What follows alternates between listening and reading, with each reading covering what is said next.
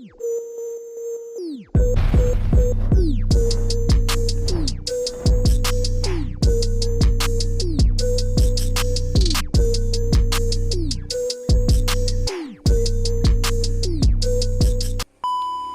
assalamualaikum warahmatullahi wabarakatuh. Jumpa lagi bersama saya, teman-teman, masih di channel yang sama. Di video kali ini yang akan saya ulas adalah tentang material atau cara berternak lakbet ya, khususnya untuk pemula ya. Video ini cukup tepat untuk pemula yang mau berternak lakbet ya. Akan saya jelaskan dari nol, step by stepnya, dan teman-teman saya harap nggak skip videonya ya, biar nggak ada yang kelewat gitu. Jadi step by stepnya teman-teman dapat. Seperti biasa, teman-teman yang belum bergabung silahkan ditekan dulu tombol subscribe-nya dan nyalakan lonceng notifikasinya biar teman-teman nggak ketinggalan video-video terupdate yang akan saya upload tentang seputar burung lakbet di tahun 2022 ini. Nah, buat teman-teman yang mau berternak lakbet, khususnya pemula, ini saya bagikan tipsnya ya, tapi tolong teman-teman jangan skip. Sekali lagi tolong jangan di skip ya. Yang pertama adalah yang teman-teman harus punya dulu ya. Satu itu kandang kotak besi ya teman-teman, kandang kotak besi, karena teman-teman tahu sendiri burung lakbet itu paruhnya itu sangat tajam sekali ya, apalagi kena kayu gitu ya. Kalau rekomendasi dari saya sih kandang ternak besi ya, itu cukup efisien buat lakbet ya. Adapun teman-teman kalau misalkan mau bikin ya terserah teman-teman, tapi diusahakan yang nggak mudah untuk kropos, apalagi digigitnya terlalu gampang oleh lakbet itu sendiri gitu teman-teman. Takutnya nanti kalau bikinnya asal-asalan malah pada kabur gitu loh. Jadi ya kalau rekomendasi dari saya sih ya mending kalau teman-teman mau beternak lakbet itu satu, lebih baik pakai kandang besi ya, yang ukurannya, tapi ukurannya yang agak lumayan gede ya, yang 60x40 itu juga cukup bagus.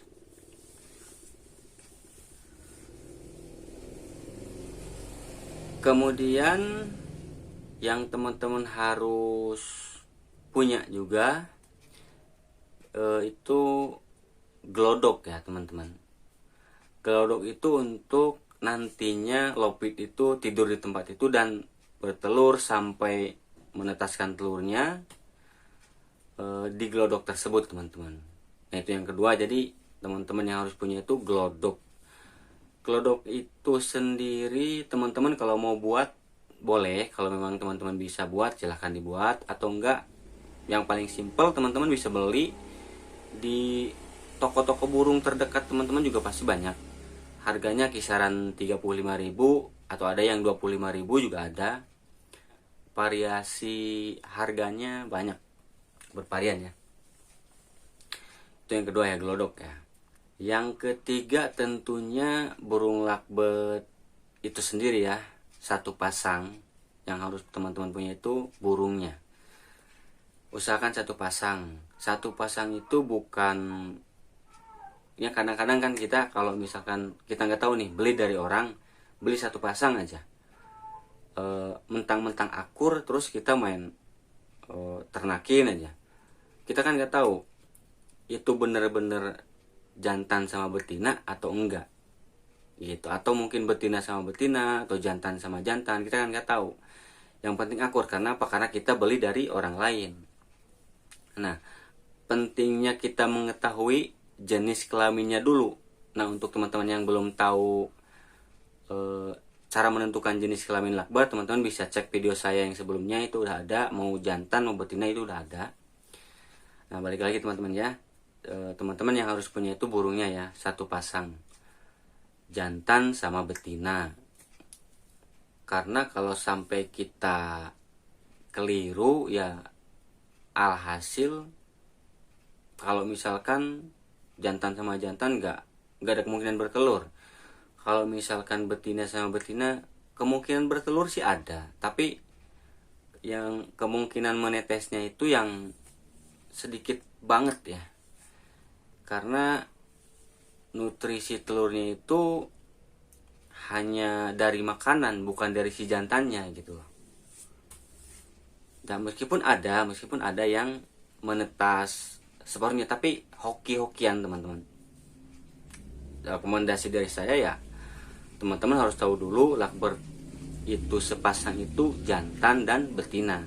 Kalau teman-teman udah fix betul tahu, ya tinggal masukin aja ke kandangnya.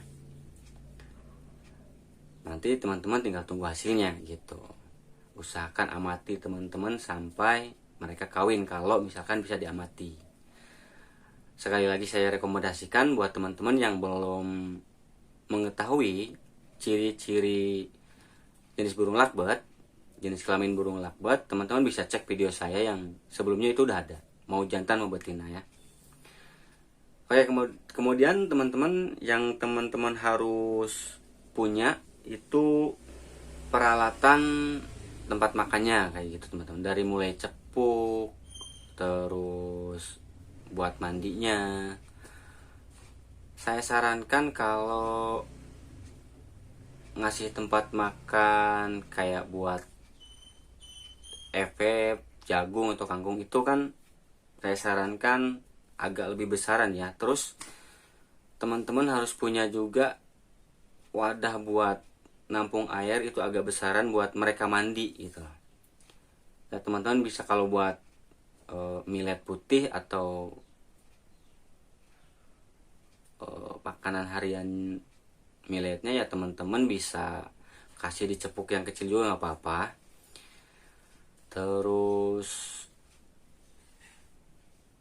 sediakan pokoknya untuk FF yang lainnya itu jangan digeletakkan gitu aja ya, jadi ditata serapi mungkin agar tidak berantakan di kandangnya ya, karena kandangnya juga kan harus steril, harus bersih. Jadi usahakan semuanya itu di makanannya itu di dalam wadah gitu loh. Itu peralatan makan yang harus teman-teman punya untuk lovebird itu sendiri ya. Yang berikutnya yang keenam, saya sarankan buat teman-teman ya, pilihlah indukan yang warnanya itu bagus. Jadi mutasi warnanya itu bagus, nanti hasilnya bagus. Jangan asal, kalau untuk berternak ya, jadi jangan asal ngejodohin terus ternakin. Karena kadang kalau misalkan nih saya kasih contoh paskun sama paskun itu kan warnanya nantinya biasa-biasa aja, paling ada juga satu atau dua. Tapi kalau misalkan kita mutasi warna yang bagus, misalkan saya yang kasih yang gampang aja didapat dari LB Batman atau Cobal, bisa ya insya Allah hasilnya ada yang bagus. Atau kalau enggak kasih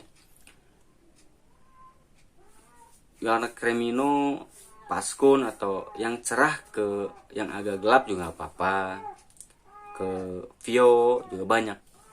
Jadi usahakan itu pilihlah indukan yang warnanya itu bagus dan yang pastinya burungnya sehat-sehat ya teman-teman, jangan sampai yang sakit. Nah kemudian penempatan posisi kandang untuk beternak teman-teman, ini juga penting teman-teman, karena bisa mempengaruhi juga produksiannya ya. Aktivitas burung lovebird-nya juga bisa terganggu.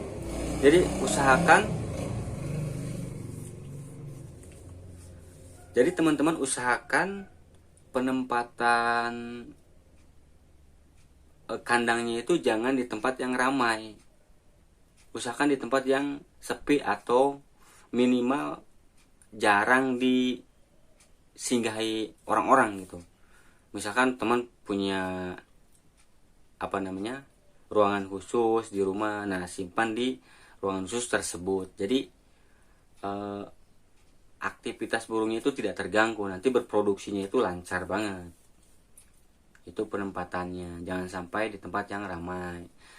Nah saya kasih tips juga teman-teman, untuk pakan ya, saya rekomendasikan setiap hari itu selama penjodohan ya, selama teman-teman satukan itu, kita kan mau beternak ya, teman-teman jangan, pokoknya teman-teman kasih aja kangkung jagung, kangkung jagung, kangkung jagung setiap hari. Kalau saya pribadi ya, selama sampai mereka bertelur. Setelah mereka bertelur baru kita kurangi FF-nya. Itu FF penambah yang cukup rekomendasi banget sih kalau menurut saya ya. Kalau pakan hariannya ya cukup millet putih aja kalau saya. Yang saya gedor di situ ya kangkung sama jagung. Saya kasih tiap hari waktu itu. Kemudian teman-teman juga nggak perlu jemur, nggak perlu mandiin, karena ini kan untuk ternak ya. Kalau jemur mandi itu kan untuk rawatan harian lakbet yang buat gantangan kayak gitu teman-teman. Jadi buat teman-teman pemula ya yang mau belajar berternak lakbet nggak perlu kayak gitu ya. Biarkan aja lakbet itu berkembang dengan sendirinya teman-teman. Biarkan mandi sendiri, tapi usahakan di tempat yang seperti saya bilang tadi, di tempat yang nggak begitu ramai lah. Jangan sampai di tempat yang ramai atau dilalui lalu lalang orang, jangan. Nah, tips berikutnya, teman-teman jangan sampai lupa membersihkan kandangnya ya. Minimal kalau saya 2 hari sekali. 2 hari sekali saya bersihkan, cepuk makanannya, semuanya, pokoknya kandangnya saya bersihkan.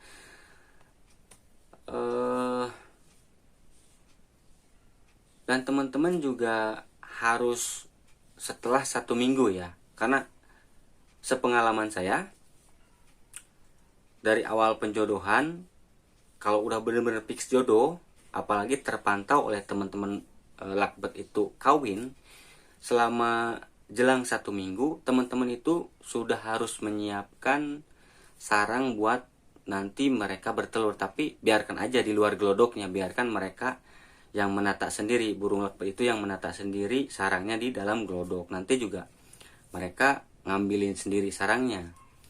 Sarangnya itu rekomendasi dari saya sih dari serutan kayu bisa. Cuman buat teman-teman yang biar agar lebih simple, teman-teman bisa beli di warung atau toko-toko burung juga banyak. Harganya satu kantong kresek itu cuma 5.000 kalau nggak salah ada. Di warung toko-toko burung banyak teman-teman.